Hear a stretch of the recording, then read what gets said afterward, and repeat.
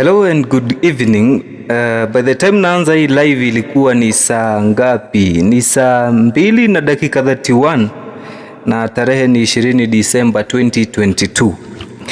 And the reason as to why nimeamua kukuja, and this is my live video by the way, not this.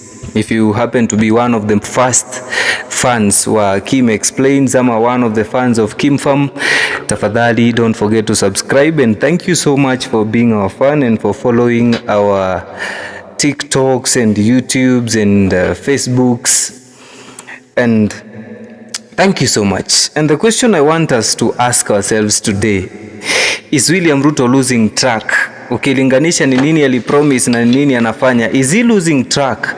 Because he has attracted my attention following what he is doing and what he promised Kenyans wakati tulikuwa tunamchagua. Now I have been battling a lot of attacks from Azimio followers and some of the Kenya Kwanza followers wenye wanaamini kwamba mimi napiga William Ruto ama nimeanza kupinga William Ruto, yet I was one of the strongest allies ama strongest supporters on TikTok wenye walikuwa wana support Rais William Ruto. And forgive me for telling you that Kenyans must be very, very ignorant when they say that mimi napinga William Ruto ama nampiga. You must be very ignorant if you think that just because I elected William Ruto that I must and he is entitled to me supporting him and supporting everything that he does, even if he is wrong. You must be very wrong, because that is not the kind of guy that you're going to meet if that is what you expect me to be. Now the truth is that the main reason yenye ilifanya William Ruto achaguliwe is because of this thing that he promised Kenyans that he will give them or he will do to them. Let me do some correction. Kuna mistake naona iko hapa, nimeweka missed badala ya must. Aya, I hope iko sawa sasa. So I'm trying to say that what made President William Ruto achaguliwe is because of this economic model, ile promise yenye alipatia wa Kenya yenye inaitwa bottom up economic model. And in my opinion, if you ask me, I will tell you that he is not doing the right thing. If I was the one who was to be asked to look at what he is doing and what he promised, because yeye aliambilia watu bottom up economic model. But let us discuss and tell each other the truth. What is bottom up economic model? At first, before we understand the word bottom up, we must understand what an economic model is. And for a simple understanding, kwa wale wenye wajui economics na kwa wale mna follow Kim Explains always, I must tell you that an economic model is simply understood as how money works in an economy. And if you want to understand the difference between trickle down and bottom up economic model, it is simply the trickle down is where the government finds out the big companies that controls economy and the big contributors to the economy. For example, if you want to approach the price of unga yenye inasumbua watu sahi, the government would approach big companies like Unga Limited, Mombasa Maize Millers na kampuni zile kubwa kubwa zenye zina produce na zinauza mahindi Kenya. And by doing so, the government would want to get in terms of price. Waulize the companies, how much are you selling a kilo of unga? And the company would say 100. Then as a measure of mitigating that cost or reducing that cost, the government inaenda kwa hizo kampuni inawaambia that we want to chip in or we want to reduce that price by giving you a certain amount of money that will cater for a certain amount per liter ama per kilo of unga. They could say kama mnauza 100 tutawapatia 1 billion yenye itasimamia zile mahindi zenye mko nazo kwa store, such that mtateremsha per kilo at 20 bob, so now you will be selling at 80 shillings. What the government simply does is that ina reduce the cost of production by giving a certain amount of money to that company. But now the bottom up is that the government ignores the big players and now empowers the bottom. It makes the bottom or the users be able to afford that unga at that particular price because they can simply earn money. What the government does is to enable the bottom to earn the amount of money that is necessary to afford that unga at that particular price. But now what the government is currently understanding and what it is doing is simply that inakupatia pesa ati cash uende ukanunue, when that is not the requirement. The ground does not need money and you can sustain that earning and you can continue affording that unga at that particular price. Let me explain this in a very dynamic way, or in a 3 dimensions way, so that you can understand better. See, like the Hustlers Fund, wakati wali launch walikuwa wanasema kwamba ni pesa ambazo unafaa kutumia kuamsha biashara ama kufanya biashara nayo, and then ukishapata faida unarudishia kampuni ama unarudishia serikali, which is the company that is lending you that money. Ndio hizo pesa zinakopeshwa mwingine. But like my limit ilikuwa 900 shillings. So 900 shillings, I was asking what business can I start with that? Is it even enough to start or to buy the resources that I need, leave alone the business alone? Kwa sababu if I want to start a biashara ya mayai, I will need to buy 1 tray ya mayai at 380 shillings currently, say 400. Nikifanya 380, nimebaki na pesa ngapi? Nimebaki na 600.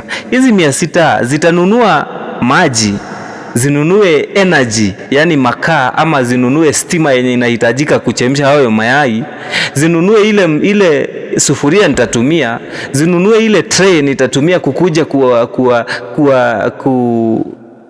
zinunue ile mkebe ama ile inaitwaje, ile machine yenye wanatumianga katroli yenye anatumia kukuja kufikia mkulie, yani mwenye anatumia hayo mayai. Hizo pesa zitatosha kunipatia all those necessities na zinipatie still raw material, which is the mayai yenye nakuja kuuzia. If that doesn't make sense, then it is not bottom up. And what I am trying to say is that though watu wengi wanashindwa kunielewa, is that we Kenyans need a lot of education about money. We need to learn so much about money, because money is not only about getting a shillings and putting into the mouth directly. It's about learning how to save, and to save in the right platform. And that is why nilikuwa naongelea kuhusu NSSF. The way NSSF, hata wale wenye wana earn, the way NSSF is being managed cannot help anyone, na haiwezi kuwa ya usaidizi kwa mtu yeyote. If we shall continue being cut 200 shillings, unakatwa miaka 30, alafu mwisho wa retirement yako unapewa 60 shillings. Now remember that 60 shillings itakuwa already imemezwa na inflation, and therefore you cannot buy anything using that money. That is why I was speaking about NSSF. Lakini watu hawanielewi, but I will do more and more, mutaelewa zaidi. I was asking the other day from the government that today kila mtu analia kwamba hakuna pesa, ati hali ya maisha ni ngumu sana, hakuna pesa. But ukiuliza banks zikideclare interest as in banks zikideclare profits zao wanasema wametengeneza billions. How comes that the ground hatuna pesa lakini bank zinaendelea kutengeneza pesa? And I realize the problem is how banks are controlling money, because the banks are supposed to receive our money in terms of deposits and our money in terms of savings, then they should retain 10%, 90% waache zikae kwa ground. And if they are making money, then it means from the ground, pesa zinatoka from the ground, watu wana save, but pesa zinatoka kwa bank, lakini kwenye zinaenda sio kwa ground. Most probably zinachukuliwa in terms of loans na serikali. So when the government takes loans na pesa zinakosa kukuja kwa wananchi, still pesa zimetoka kwa bank, but they are not in circulation because they are with the government. They are being held by the government. Why?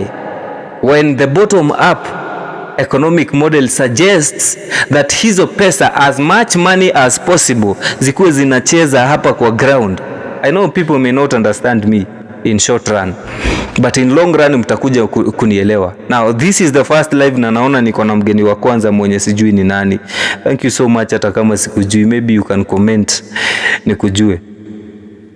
So what I am trying to say is that the government must consider those policies zenye zinafinyilia the bottom of the pyramid, zenye zinafanya bottom ikuwe haina pesa lakini top imejaa pesa. Because in this case, kama banks zinapokea deposits kutoka kwa ground ama kutoka kwa investors from the ground, from the mama mboga, then it means pesa zinaingia kwa bank. But how pesa zinatoka is that the government is borrowing in terms of loans from the banks. The banks zenye zinafaa ku make sure that hizo pesa zinaendelea kuzaana na kucirculate to the economy. Instead of hizo pesa, the 90% yenye bank inafaa kuwacha ziendelee kutembea kwa economy, zikuje kwa economy, wana lend to the government for government to do projects and for government to invest in projects, long term projects zenye zinachukua pesa. Bottom up must make sense. We must make sure that the youth are productive when they are productive. The Kikuyus have a saying that say ukuru uriaga wethi, and it simply means that when you are old, you eat what you invested when you are young.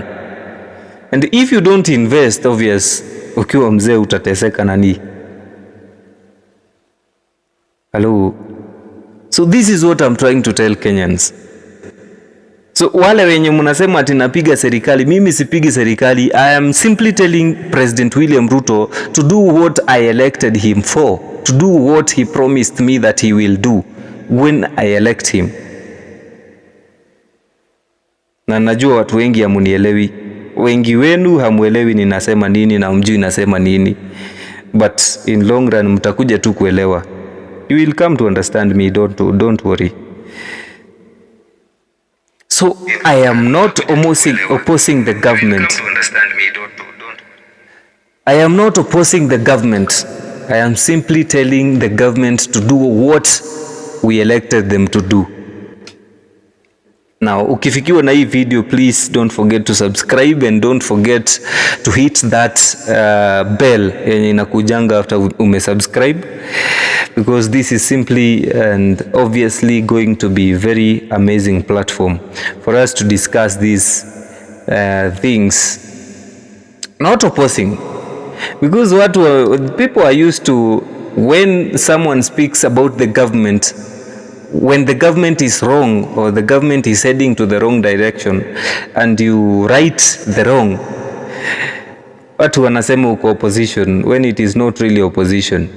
So please guys, tuzoee na tusome kuhusu pesa, and let us change this narrative and change this idea that mtu akicorrect serikali ya opposition. One thing I can never in his opposition.